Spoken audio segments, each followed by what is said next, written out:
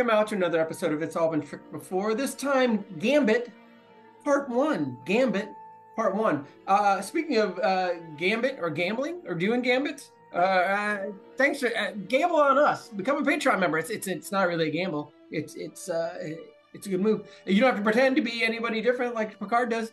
Just be yourself. And become a Patreon member. It doesn't take much. Don't cost much. And you get all the bonus stuff. You can see our great faces. You get all the bonus. It's all been done. Radio hour stuff, the mothership, all that stuff. Doesn't take much. And you will be part of a circle. That was last week. This week, it's Gambit Part 1 on It's All Been Trekked Before. Welcome out to another episode of It's All Been Trekked Before. Some of your hosts are here. This is Stephen. Jimmy-Jerome. Keith is not here. We believe he's dead. We're pretty sure that he was phasered to death in a bar after a fight. I started writing his eulogy. So, yeah. I'm really angry about it, though, so I'm not going to rest until we find who killed him and we avenge him. All right. Well, I'm going to go straight to the second A in Dabda, like Troy does. Okay. And just accept that Keith is no longer with us. Sounds like we got a plan.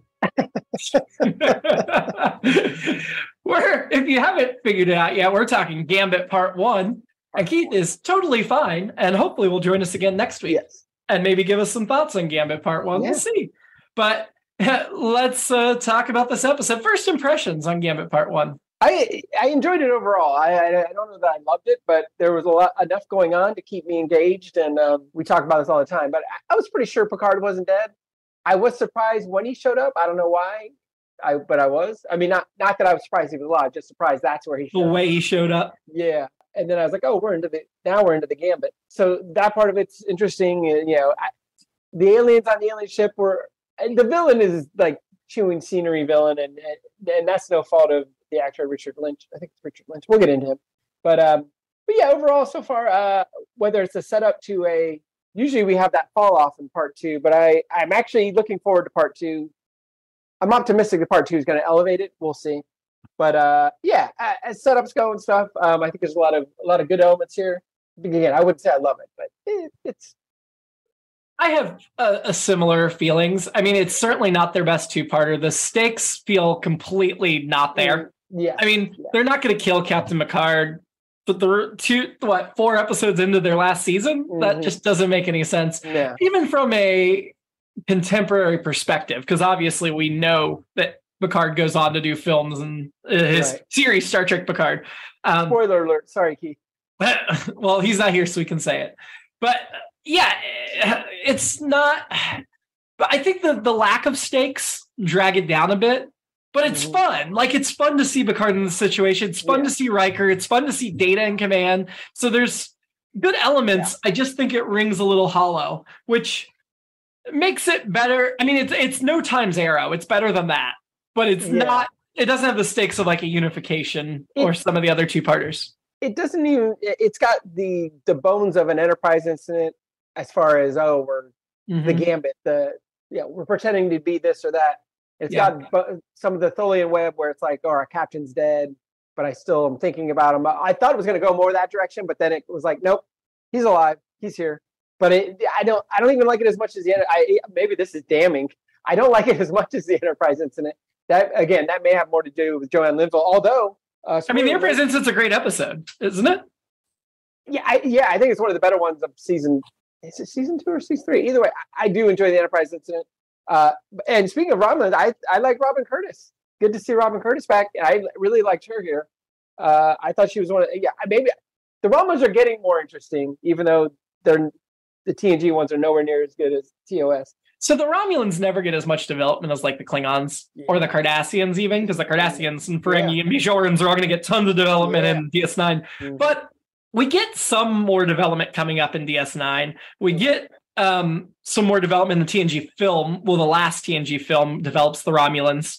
And I feel like from the last TNG film forward, everybody wants to play with the Romulans. Like they're in the 2009, they're like the impetus of the 2009 movie, building off of Nemesis, because as much as it's a reboot, it's also a sequel to Nemesis, the final next gen film, which you'll see now when you finally get to that film, how it really leads into the 2009 movie in a way, which is weird.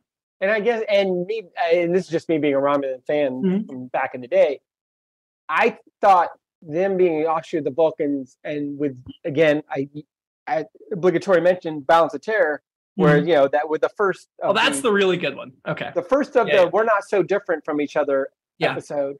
I would have thought, those guys might find more common ground than the Klingons. I think to a lot of people, the Klingons are more interesting, and I get that. I get that, especially now with Worf and some of the other stuff. Yeah. But Star Trek Picard leans into the Romulans all 3 seasons. Okay. To a certain extent. Yeah, I'd say the story of the end of the 24th century building into the 25th is Romulan heavy, whether it be novels or on screen or whatever. Of course, Discovery, because Discovery is all about everybody comes together and love wins. The Romulans and Vulcans have reunified by Discovery, so we get them together. But Spock's work. Even though he disappeared, was never heard from again. Some of it felt like and this is really damning, but high-grade Buck Rogers episode, just with the aliens, and we're smugglers, and there's this, and there's that, and all that stuff. Better than, for sure, any of the Buck Rogers episodes, for sure. Pamela Hensley be damned. I think what works in this episode's favor, and I think this is why I think it's so much fun, is the cast is clearly having a lot of fun, playing different parts of their characters. Not that they're out of character, but they're playing different layers.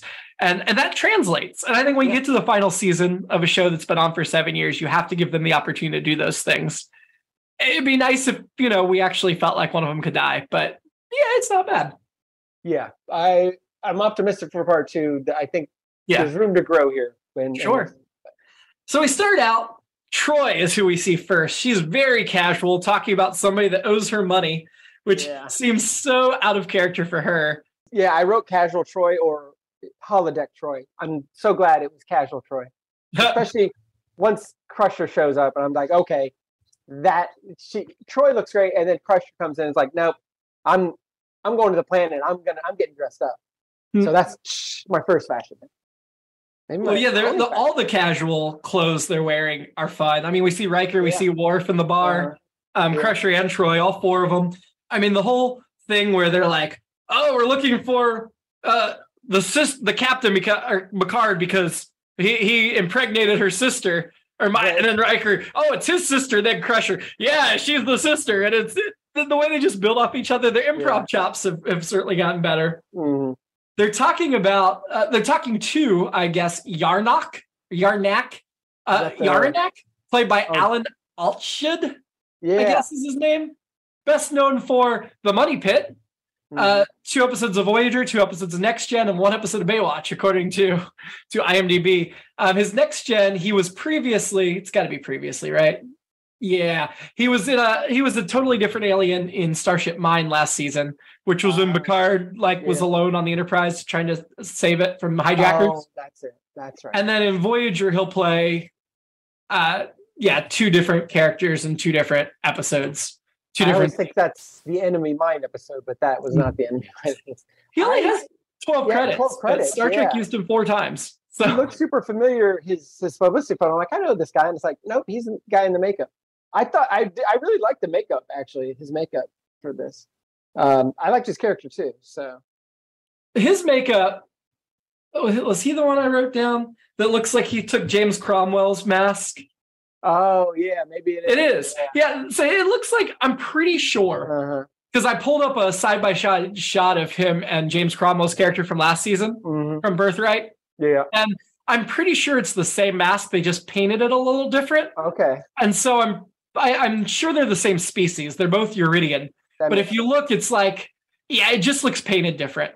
I'm pretty sure it's the exact same mask. Somebody found it laying around. They're like, hey, we've got other things to spend the budget on. Let's just color it slightly. It looked a little more weathered, for lack of a better term. It's been sitting in a storage closet for a year. Yeah, right, exactly, which I think works for the episode. I liked seeing Crusher go all kick butt, though. Like, she was totally awesome in a way we really haven't seen in the series and won't see again until Star Trek Picard. Yeah. But anytime you give Crusher a phaser and she gets to act tough, I enjoy that very much. Yeah, I loved what she did in what I called the Star Trek cantina. The bartender, it was weird. And I knew I recognized him right away, and I couldn't figure out who it was until I actually looked it up. But I'll come back to that. But he actually has a Seinfeld credit also. He had a lot of credits. He just passed away. Well, I say he just passed away. I think it was 8 years ago. But he was in the 2014. Nap episode. 2014. He was in the Nap episode of Seinfeld. He was the handyman putting in Jerry's cabinets, and then he builds the little nap area for George under his desk at Yankee Stadium. But it was weird. At one point, he's talking, and there's like a tear running down his face. I'm guessing that was supposed to be sweat, but it looked like a teardrop. Where it was, it looked like tears. But anyway, I thought he had an interesting look. Also, the fact that I was like, I know this guy. You may recognize him from an earlier episode of Next Generation because he was in the Vengeance Factor in season 3, and he had very little makeup. He had some like scarring on his face, and then he had like the big wig. He was one of the like gang that kidnapped Crusher, that like the Mad Max style gang thugs. Yep. So yeah, that's who he was last time he was on Next Gen. Yep. Those are his only 2 Trek credits, but he had, like you said, he's been in a ton of stuff. His final credit was Burlesque back in 2010. Also best known for Burlesque as well as War Games, The Negotiator, and La Bamba, according to IMDb. Ton of guest spots, Bones, Numbers, Brothers, Ghost Whisperer, Grey's Anatomy, Nip Tuck, West Wing. He did all of those, like 1 episode each. ER for a long time. Yeah. But yeah, he does look very familiar. And he was just so threatening our Yarnak. Even when like Yarnak's like, I'll take it for 5 bars, I'll spill. And then they had to take him out of there. And even then, like, they weren't holding that gun on the bartender. I feel like the bartender immediately put up a wanted poster for him as soon as he left. I know we've talked Gold Press Latinum before, but is the idea that's just like bars of gold? Or is that okay? It's what the Ferengi primarily uses currency. It seems like they'd have a better form of currency. Well, they have gold strips of Latinum as well that are smaller. Okay, because I guess the Federation has credits, right? Right. Or no, which they can use outside the Federation because within the Federation you don't need money. Okay. You go to Earth, everything's free. That makes I'm sure some Federation planets it's not all free. I don't know. Is it like the euro? I don't know. Yeah. But yeah, the gold Latinum is physical money they have to carry out, and it's heavy, and that's stupid. But yeah, that makes me think of bars. It just makes me think, man, that's worse than crypto, except it actually has value. Yeah, but they're not going to mint like little coins or something. You have to carry big strips and bars. Right. So they're told that Picard is vaporized, and the reason they believe it, even though of course we don't, is Troy says Yarnak's telling the truth. As far as he knows, he is right. Like that's just. So that's it's one of those situations where, I mean, I assumed my first thought was, it had to be a transporter, which is what it turned out being. Yeah. And it's really great because in the series finale of Star Trek Picard recently, and this isn't spoiling plot, but they did the thing where they shot you with a phaser that tagged you and then they beamed you with the transporter like all at once. So when they shot him, instead of killing them, it transported them. And I was like, they're bringing that back around in Star Trek Picard season 3. And I accepted that explanation. I was like, that actually kind of makes sense. It's pretty cool. Yeah. I did write it just for Keith. Maybe he'll hear this later. But yeah, when Troy was like, he's not lying, I'm like, well, Card's dead. Roll credits. We're done here. Yeah, no, not. I mean, that's not that easy. But we've got Riker being acting captain. And they all have no doubt Picard is dead. It's not Geordi, though, just keeps saying, I know he's not dead. I know he's not dead. Oh, I saw him on this alien ship. But everybody else says he's dead. Yeah. Going back to last Next Gen episode and his mom. No, this time everybody's on board. No doubt he's dead. Troy's arranging the memorial, and she argues with Riker over who's going to deliver the eulogy. And I thought that was a good scene that really showed the dynamic between the two of them. But again, that relationship where she's trying to tamper down his grief is echoed in Star Trek Picard season 3. So I feel like somebody was revisiting these episodes as they were writing the end of Star Trek Picard. I thought she was really trying to push everyone through Dabda very quickly. Like maybe she was just trying to get them past denial. I think they weren't in denial. They were all. Anger. Yeah, he was at anger, I guess. He was at anger, bargaining or depression. So. But I think she needed him to speed through because if he's the captain, he's got to set an example for everybody else. Right. So everybody else can take it slow, but Riker can't be selfish and go slow because he needs to come out as the mature. That's fair. That's her being a commander and a counselor, I guess. Yes. But Riker doesn't want to heal, which again, like I said, that'll be a disagreement of them later when she tries to get him to heal faster than he wants. Well, he wants to stay angry until he gets his revenge or justice, depending on who you ask. Did he? I can't remember. I wrote it down, but I can't remember if he said it or she said it. It's not about revenge. She said it was revenge. He said it was justice. Which I was like, finally, we're getting back to my favorite episode. I know. Talk about that planet again. And then they go to the Justice Planet and they run around. That should have been my alternate episode. And Wesley's there because he snuck out away from Starfleet Academy and has moved there. No, that's not my alternate episode. That's a good alternate episode. I have a different one, but yeah, me too.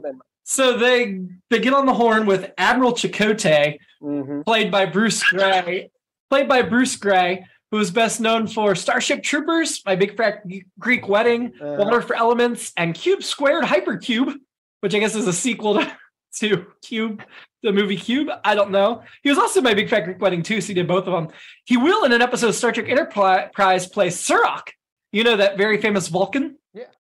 And very interestingly, we just saw him last week on Deep Space Nine. Yeah, I was like, is it? And I was like, yep. And then that's it for at least DS9 and TNG. That's it. Those are the only 2 times he plays Chakotay. Yeah, they just got him like in for 1 week, and just because both the times he's in his office, so they probably just had him film the scenes back to back and send them to their respective. Yeah, I had to check that because I'm like, I think that's the same guy, which I love. I love that crossover. Good efficiency. Yeah, I mean, yeah, it's efficient, and it's like, yeah, this makes sense. We're in the same universe. Okay, it would make more sense if they were like a season apart instead of back to back, because their DS9 and the Enterprise are engaged in 2 very different things, and he's the admiral overseeing both of those things. That's true. That seems kind of odd. Yeah, that definitely felt like a budgetary thing rather than a realism thing to me. Yeah.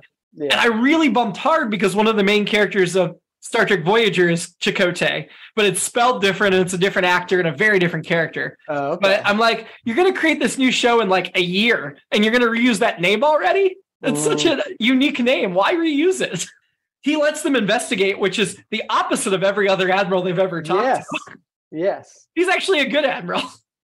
In Next Gen, last week he wasn't so good, but we talked about that. You already heard it. Go back and listen to it again. Yep. Mm-hmm. So the coward Yarnock is on the Enterprise, and nothing satisfies him. Man, he's the worst kind of sleaze bag. Like, I get better quarters. And Riker's like, these are the best quarters we have. Which, part of me believes him, because he's just like, I don't have time to lie to you and make up something. But part of me is like, no, we got much better quarters, but you don't deserve it, so I'm going to pretend these are the best quarters. And then he asks for a shuttle. The gall to ask for a shuttle. I mean, he's not Scotty. They don't just give away shuttles. So that's what I was going to say.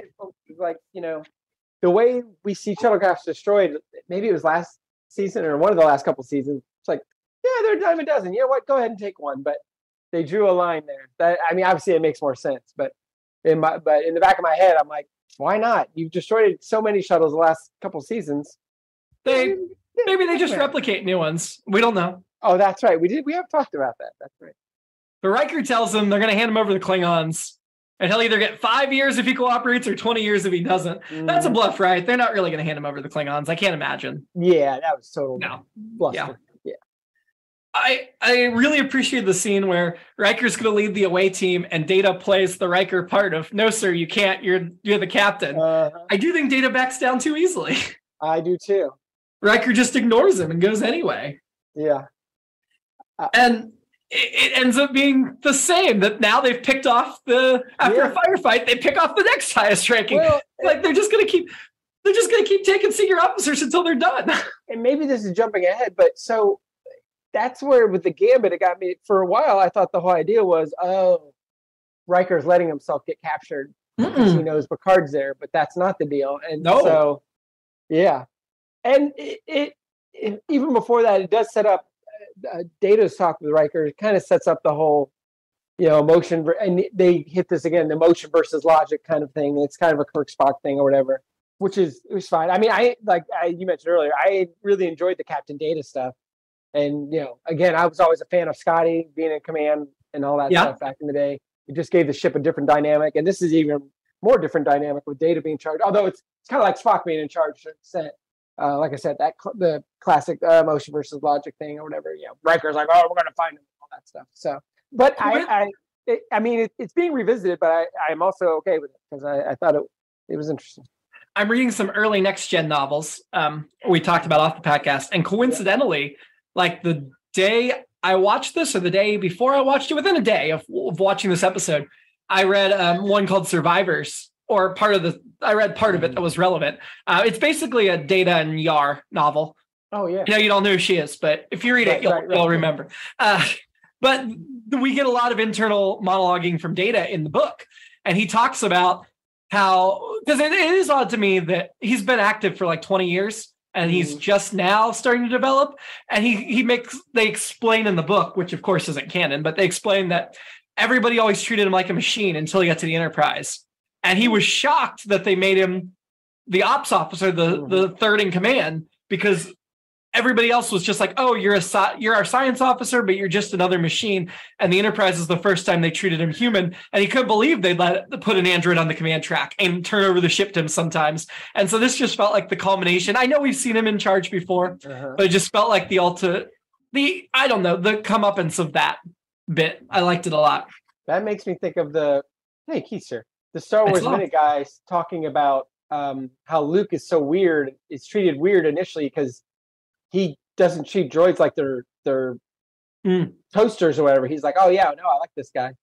And so I think that's an interesting twist that to put on Data as well. Like, and I guess that might make sense initially that like, oh, these guys are, I don't know about these androids, and then eventually, they get more enlightened, or the flagship, those people would be the best of the best or whatever, might be a little more enlightened. That's interesting. They talk about the burrata system. And all I could think about is the Italian food burrata, which is burrata is an Italian cheese. Some restaurants around here will serve it with, they'll serve it either, cheese and with some, marinara, tomato sauce or whatever. So, just made me hungry. So, but I think I don't think it's spelled the same way, but the Italian cheese is with 2 R's. I'm not sure what the spelling of this system was. So the Romulans get there's a Romulan that gets the artifact and Riker, and then we see that ship just fire on the Enterprise and disappear, and it goes off the sensors, which is cool. I want to talk about the design of the bridge, though. That's clearly like a Starfleet vessel bridge redressed from a film or something. Like it was big and well developed. Yeah, and I know we learned a little bit more about these pirates or whatever you want to call them, but they're high grade. They figured out how to do those implants, to control people through their neck. Yeah, it's almost like the mirror universe thing that Kirk has, except it's not visible. It's like that physical thing on them. That's a good analogy. Yeah, that's very true. I did have one that we skipped over in the briefing before they go down the surface when they're trying to come up with the plan of action that Riker's leading. Crusher's not there with the rest of the senior staff, and that struck me as very odd. That is weird. Yeah. So they bring Riker on the alien ship, and he immediately resorts to name, rank, and serial number. Yeah. But then almost immediately after that gives in and starts talking. He's not good under any type of torture. I think you're right. When they're on the planet, Riker and Geordi both Captain Morgan it at the same time. Yeah. They kind of cross legs. Put the legs up, Yeah. And then that phaser fight, I'm sure there's been longer ones, but I thought it was a really long, and this is not a complaint. There's a very long phaser fight, which I enjoyed a lot. I was a little disappointed that Riker ended up seemingly being taken down so easily and taken away, but I enjoyed the fight, the battle itself, though. I saw somewhere, and I can't verify this for sure, but somebody said it was the longest phaser fight in the Next Generation. Okay. But I would also say maybe the least accurate. They were shooting like stormtroopers. Nobody was hitting anything. Yeah, this is true. This is very true. And somehow there were a lot of nice natural forts. I'll call them space forts, for lack of a better term, for them to hide behind and stuff. So the leader of the terrorists ends up being Baran, played by Richard Lynch, best known for Halloween, the 2007 movie, The Sword and the Sorcerer, Merlin from 1993, and Deathsport from 1978. He's got 164 credits, but it looks like a lot of horror and B-grade stuff, not things that I watch or have heard of. I just Googled him, and him as Baran shows up. Part 2 is his only other Trek credit. He'll be in Part 2, which is not surprising at all. Okay. Of this story, Gambit Part 2. I mean, he was in Alligator 2, The Mutation, Puppet Master 3, Toulon's Revenge, Trancers 2. I mean, if you read over his IMDb page, it's interesting. He was in a couple episodes of the original Battlestar Galactica and an episode of Buck Rogers in the 1970s. Yeah. So that all checks out.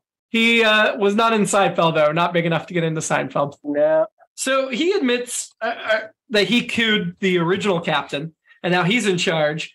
And then all of a sudden, somebody at the back turns around, and it's Galen, who we've never seen before. But he looks kind of familiar. I couldn't put my finger on where I'd seen him. I don't know what he was. I couldn't find the actor. On IMDb, it doesn't credit anybody as Galen. But he's an architect, apparently. He's bald. You know what I'm talking about. He was in the back of the bridge. Yeah. He's got the little tufts of white hair. Kind of had a British accent, even though he came across as a Frenchman. I don't know. But yeah, so he's on the bridge, and it's like, whoa, there's Picard. I saw it coming, even though I haven't seen these episodes, because it's just like, yeah, he's there somewhere, right? But of course, it's way more fun that he's undercover and he's not a prisoner. Yeah, definitely. Yeah, I thought we were just going to find him tied up somewhere, so this was much better. So Galen's apparently been a smuggler for years. Man, nobody checks references when you add this new smuggler to your crew, because Picard didn't have time to forge a whole backstory. Like he made up a backstory, but didn't have time to like forge the paperwork to back it up. Well, I feel like they could have caught him pretty quickly. Fortunately, he gets enough time to go all through the exposition and the setup and everything for what does going on. Well, he immediately starts saying, this Riker, man, he's trouble. Starfleet hates him. He's so misbehaving. At first, you get Riker being like, what the? And then you get that he catches on and goes with it. I'm glad we got a beat where he got on. That's when I wrote, I think it's a Gambit now. Now it's a Gambit. Well, I mean, that he was definitely saving Riker's life by coming out against him. Yes. Which was, I liked that. I liked that we didn't stop to have that conversation. I mean, those weren't the things they were hand-holding you on, and I appreciated that. Yes. So I did want to know, right after that, Data goes on an away team, and I'm like, are you kidding me? You just lost Picard, then you lost Riker. You don't let Data go on an away mission at this point. At this point, he does not leave the bridge, right? I almost expected them to kidnap Data at that point, because it's just like, we're just going to get down till Ensign No Name is in charge of the ship because they've kidnapped everybody else. They mentioned the ruins are an offshoot of a Romulan race. So I guess that makes sense that while the Romulans are an offshoot of Vulcans, they would have other offshoots because it's been a long time since they separated. But we never hear about them trying to reunify with those other offshoot races. Data shows how super smart he is because he figures out their next target before they hit it. He finds the pattern. That's when we find out it's a transporter weapon, not a vaporizing weapon. And Picard had discovered their operation. He tells Riker what happened, how he got there. He said he discovered their operation and started investigating it. And then when they caught him, he had to improv his way through it. Which again, you didn't set up the persona you're taking on, so it's so flimsy they should easily be able to see it. But if the captain is in this situation where he's investigating something illegal, he's not going to alert Starfleet or anybody. He's just going to investigate it himself. Right. Yeah. I mean, I understand if he doesn't want to wait for them to send somebody, but he should have informed somebody. Right. Yeah. It was during that exposition. Yeah, that is a little Pat. Maybe it does seem like he's going rogue.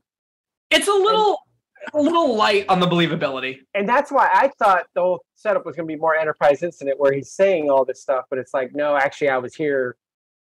Starfleet wanted me to do this so we could set these guys down or whatever. But and I couldn't tell you, but yeah, it ends up not being that, I think. So he obviously gets caught with Riker and he smacks him down to cover. You can tell it hurts. He really smacks him. But then what I really appreciate about that scene is when Picard leaves and he's told not to touch Riker, he kicks him hard. And Riker has an expression of the wounded puppy dog, why? Why did you do that? Jonathan Frakes' face in that moment is priceless. It's so good. It wasn't necessary. It's almost like it wasn't necessary, but Picard just wanted to do it. He's been waiting 7 years to do this. Yeah, and I mentioned Buck Rogers earlier. I can't decide with this crew. There's a lot of the pirate crew, whatever I'm calling the pirate crew, obviously, because I'm kind of intrigued by them, but I'm kind of not. I guess I'm intrigued by the potential for them, but everything else. No, although I will say again, I enjoy Robin Curtis's character, the other female alien, for lack of a better term, Bekor, Julie Kate Brown played. Yeah, I thought she was interesting. And the guy played by, I think it was Narek, played by Cameron Thor, was also an interesting guy because he seemed like the guy who's like, when Picard and Riker start doing stuff, he just seemed like he was like, hey guys, wait a minute, I know what I'm doing here. What is this? So yeah, Vekor, Caitlin Brown, or Julie Caitlin Brown, best known for Babylon 5. She did 23 episodes of that. The Thoughts of a Suicide and Otherwise Lovely Day. I don't know. It's a short in 2010. It only has 25 credits. She did do 2 episodes of Next Gen. It's Gambit Part 1 and 2. Makes sense. But then she'll also do an episode of DS9, or she did an episode of DS9 last season, The Passenger. She played Tai Kajada on DS9, the 8th episode of the series. If you look at her picture, she was the security officer that pursued the criminal scientist for 20 years. Oh, yeah. In that episode. So she had alien makeup, different alien makeup in that episode. She was in 2 seasons of Babylon 5. Yeah. And then Cameron Thor, who played, as you mentioned, Narek, he's most known for Jurassic Park, where he played Dodgson. I love that character. He also was in Hook as Ron. He was in A Few Good Men and Clear and Present Danger. He only has 32 credits, but some good ones. He's the one that's like balding and he's like, clever girl. He's like the head of security. Oh, Yeah, he was great in that movie. I wrote this down as The Gambit, so it just being called Gambit works it's better. Gambit, yeah, not Gambit. He actually did Jurassic Park before. Well, they both came out this year, so I don't know if he did it before or not. But A Few Good Men was the year before. He did Cheers the year before. Hook was the year before that. Curly Sue. Yeah, he did some big films and then just disappeared. Mm-hmm. I wonder what happened. They get to the outpost that Data's figured out they're going to, and it definitely feels like, I mean, we didn't even mention Picard doing the whole thing where he sabotages the engines so that Riker can save them. And that worked for me because he wasn't pro-Riker. He was actually fighting against Riker at that point, even though he let Riker fix it. But when we get to the outpost, he's like, use Riker. He was just beating up Riker. It's almost unbelievable. If he's trying to keep his cover, he needs somebody else to suggest Riker. Right. Or be meaner of how he does it. Like, I don't give a crap about him, but we should force him to do this. Mm-hmm. Instead, he's like, oh, he can help us. Yeah. It just... obviously, you don't want you want to avoid the battle. And the Romulan backs him up. The Romulan, who we haven't talked about other than you've mentioned her a few times, Talera, played by Robin Curtis, who was, of course, Saavik in Star Trek 3 and Star Trek 4. The Search for Spock and the Voyage Home. She took over the role for Kirstie Alley of Cheers fame. She's also known for a couple episodes of MacGyver. And there's a podcast series from 2016 called Starship Excelsior where she played Saavik for 2 episodes. My alternate episode is I wanted it to be Saavik. We haven't checked up with Saavik in 75 years. Mm-hmm. I mean, in all the books, which I know isn't canon, they establish that she becomes a captain, she marries Spock, that they're still married when he's on Romulus doing his thing, because they both put their careers ahead, but they're married and they get together occasionally. So that would, of course, be ruined if it ended up being Saavik. But because in canon we don't know what happened to her, I think in 75 years it's conceivable she's gone rogue. It is if they gave her a good reason for it, or maybe she's. I mean, if we hadn't developed Section 31 yet, but maybe she's secret Starfleet security on an undercover mission. That would have been cool too. Yeah, and I will never maybe this ship deserves its own spinoff.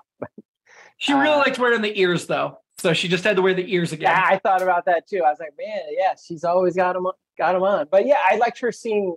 Is it her and Riker that have a long conversation, or is it her and Picard? Her and Picard. Yeah, I enjoyed that scene. I enjoyed her being the one driving it. Yeah, and I thought obviously she looks good in pointy ears. So and she really did not feel like Saavik at all. It felt like a completely different character. Yes, so I give her major credit for developing such a different character. She reminded me of the Romulan captain from Face of the Enemy, which is, again, I love that Romulan captain almost as much as Joanne Linville. Romulan commander, I should say, or whatever. So I thought it was more in that vein, connecting to that. And so I thought that was really cool. And I enjoyed her character. Picard tells her, let's mutiny. And she's like, I don't know. We'll see. Let's think about that. Well, then maybe this is where I started writing so many gambits going on here. There's a lot of gambits going on, which makes sense. And then the X-Man gambit shows up and starts throwing playing cards around. That was crazy. I didn't expect that to happen. The exterior of the ship that they're on looks a little bit like a Maquis ship to me. I don't think we've gotten to the Maquis in Star Trek. We will very soon, but they're like they're a terrorist organization that are actually kind of good, but it looks a little bit like the ship, and I wondered if it was they redress it for the Maquis later, add a little bit extra to it or something. So the outpost is trying to delay them when they show up, which is what Data ordered them to do. So I'm almost like, oh, they're going to destroy him, and it's Data's fault. That sucks. But of course they did it, thankfully. Picard takes out their shield, which was weird. I was trying to follow he would know how. That. He was trying to signal them to drop the with the binary. Yeah. No, I thought that was clever. I thought it was kind of odd that Data didn't get. Wait, no, the binary is a novel I was reading. Never mind. Okay. I don't know. No, how was he trying? Was he trying to signal? They said Riker's command codes were the clue. Right. Yeah. Because Riker put in command codes even though he knew they wouldn't work anymore. And Data said, oh, he does know. Yeah, well, because the communication, when he comes on the screen, Riker plays the persona that Picard's built for him. Like, nobody likes him, he's awful. And that confuses Data. But then when he sends the shield codes, Data's putting it together. And I appreciate that then Data got mean and was like giving it back and playing along, because then we get Data into the whole thing. Well, good thing he's taking those acting lessons from Beverly. But then I was a little bit shocked at the end that they actually fired on the Enterprise, because we freeze framed a terrible freeze frame of the warp engines getting shot with no shields. Yeah, I was like, wait a minute, what is going? Yeah, I wrote, what a freeze frame. Yeah, I mean, sure, to be continued. Thank you, Michelle. But I thought it was a weird. I had the same feeling. Like, I get there's a gambit going on here, but this doesn't seem like a good gambit. No, so I feel like their gambit failed. The fact that they're firing on the Enterprise is the failure, right? Like, disabling. They said, oh, we took out their shields and we disabled them, and then they fly away. That seems the better play here. Actually firing on the Enterprise, even if you're careful about where to fire, that gives away your position, because they see that you haven't really. And I gotta think that the reason they stopped in the freeze frame and the Enterprise getting hit is they don't actually do that much damage, and the Enterprise shows it. Yeah. I mean, it would be kind of interesting if they actually disable the Enterprise. I mean, that's bad because somebody's getting hurt there if they're disabling it. Right. That's what. Is keeping their cover worth somebody's life? I'm not sure they've sold us on that yet. Like, we don't really know what the stakes are that they have to stay under cover for this yet. Right, and so that's why I'm like, well, I'm optimistic for part 2. Yeah, I'm less optimistic, but I think it'll still be fun. And that's the thing. I have a feeling we're going to come out of these two going, okay, that was fun. Yeah. Without being like, oof. I love the Cantina stuff. I love the Inform. I like the Informant a lot. I like the phaser fight. So yeah, I don't know if I can quite say it's less than some of its parts, because I don't know if there's that many great parts, but this was another multiple writer. It was written by our story by Christopher Hatton and Naren Shankar, and then it was written by Naran Shankar, who we've talked about before. He works on a lot of Star Trek. This other guy though, Chris Hatton, has another story by credit later this season. I'm not familiar with what that episode is, so it'll be interesting to see if that one's better than this. It's not part 2; it's a completely different episode. So we'll see how that shakes out. But I was looking to see what are the other episodes Naren Shankar has written. His first one was The First Duty, which was Wesley's last episode. Oh, yeah. Or was it Wesley's last? No, it wasn't Wesley's last episode. It was the Starfleet Academy, I think. Episode of Wesley. Yeah. He also wrote The Quality of Life last season. Face of the Enemy, the Troy Romulan thing. Right. So Romulans, he's got a thing. Yeah. And Suspicions at the end of last year. That was Naran Shankar. Teleplay by, he's got a story by credit for part 2, but he didn't write part 2. I won't look at who wrote it at the moment. But Naren has a couple other, 2 other episodes this season that he wrote as well. So we'll see how that plays out. It was directed by Peter Lauritsen. I feel like that name's familiar. Oh yeah, he directed or is a producer on the Next Gen films. He directed 2 episodes of Next Generation. We probably talked about him previously because he directed The Inner Light. Oh, okay. So I think we talked about him when we talked about The Inner Light. Yep. I thought the new ensign was getting a lot of screen time, and I was like, man, she looks like the oldest daughter from the Cosby Show. Ensign Gusty or Gusty? Yeah, and it turned out it was indeed Sabrina LaBeouf. Yeah. Yeah. Best known as playing Sandra on The Cosby Show for 127 episodes. Only 9 credits on IMDb, but... Yeah, well, and I was just reading because I was like, I wonder what she's doing. She's been doing mostly stage work. She's a frequent leading lady performing with the Shakespeare Theater Company in Washington, D.C. So... I thought she was awful and super annoying, but I don't know if it was her or the way the character was written. Yes, I felt the same way. Like, because I liked her on The Cosby Show. Yeah. So I can't say she's a bad actress. That's what makes me think it might be a writing thing. But I thought she was terrible in this. I hated her. It seemed she seemed so wooden and out of place. It just didn't work. Yeah, it didn't sound like she was having fun. I know she was reporting terrible news, but we've had a few other ensigns we liked. You should have brought one of them back. Yeah.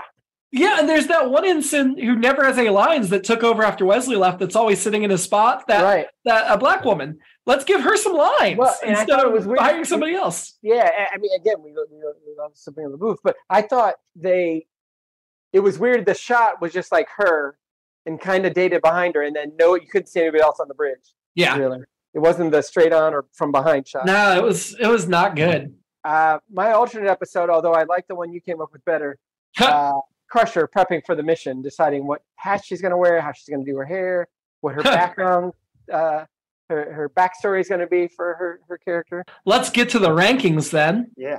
Who was your annoyance? Baran. Like I said, I mean, I guess he's an okay villain. He's definitely evil, and I don't like him hurting people and all that stuff. But he wasn't my favorite. I mean, I got to go with Ensign Cosby. I'll call her Ensign Cosby. That's fair too. Just hated that character. Yeah. Who are you having a drink with? Crusher. I had some other possibilities, but I was like, you know what? Because I thought about Kavar or whatever on the ship, and the Robin Curtis's character, who I should know. But Crusher, man, amazing. Looked amazing. Robin Curtis's character was Talera. Yeah. I don't want to have a drink with Talera, but I'm going to use Robin Curtis as my drink. That's a good one. Yeah. Why'd you come back after all this time? Mm-hmm. I mean, already I'm enjoying this character more than her Savick. And that's not her fault. It's just for all of Christy Alley's faults, and she has many, she's not a good person. She was a fabulous actress. She was so good as Savick. Yep. That anybody that followed her was just setting themselves up for failure. I really wish they just got rid of the character and added a new one. Agreed. I completely agree. Like they ended up doing for Star Trek 6 because they knew it wasn't working. But yeah. But I do want to talk to her because I feel like this is a triumphant return, and I hope more people watch this and remember her for this. Yes, for sure. As long as part 2 is as good, but I was enjoying it. Yeah, we'll see. Yep. Ranking the episode. I mean, we've only got 4. Okay, I was gonna say we're not that. Let's far. start in the middle. Mm-hmm. Right now, the middle of the 3 is Descent Part 2. Better or worse than Descent Part 2? I'm probably gonna go below. Oh no, that's the wrong answer. Yeah. I want to go above. I did not like Descent Part 2 though. I didn't either, but I was like, well, the Borg and this and that. I mean, so that's the thing. Like, I just thought they did them so poorly. Yeah. I mean, I will say I would not put this above Liaisons, which is number 1. I liked Liaison's last Next Gen episode. Yes, for sure, it's below that. Yeah. Below that for sure. But yeah, I just really didn't like Descent. I thought it was poor use of data or of the Borgs and lore, and it just it was characters acting out of character. It didn't work for me. We may have to have Keith decide, but yeah, we'll leave it up. Underneath Descent right now in last place is Interface. Oh yeah. Geordi's mom dying. Yeah, I think that deserves to be down there. Yeah, do you think this is above that? Yeah. Okay, so we'll let Keith decide if it goes above or below Descent. I think that's a good place for it. Right in the middle there. Yeah. Last season, this is the last time we rank in these episodes. It's it's hitting you. Hit me. Next week, we're finally tying up the Deep Space Nine 3-part opener with The Siege. As a Circle-led Bajoran military attempts to occupy the station, a skeleton crew led by Sisko fight to reveal the Circle's secret before they're forced to evacuate themselves. Meanwhile, Kira and Dax lead a mission to reveal the truth about the Circle on Bajor. Oh, man, sounds exciting. Sounds exciting. Yeah. And the picture on IMDb is our Frank Langella friend. So, I mean, we knew he'd be in part 3. Sure. So, yeah. Of course. And then the other IMDb photo I see is Miles O'Brien holding his daughter Molly. So like, oh, that's sweet. Steven Weber's in it, and Keiko's back. So all good things. And Ram and Nog are in it. Of course, Vedic Win is there and Vedic Barile. So we'll get to wrap up this story. I'm excited. Loving this three-parter. Can't wait to get to the end. All-star episodes they've got going on. I know. What a way to start a season with this three-part. Anyway, we'll talk about that more next week. You already heard us talk about last week. I'm sure we said all kinds of things about the circle.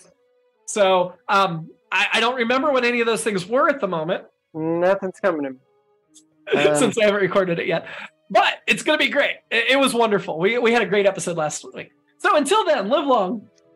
Or I'll zap you on your neck and prosper.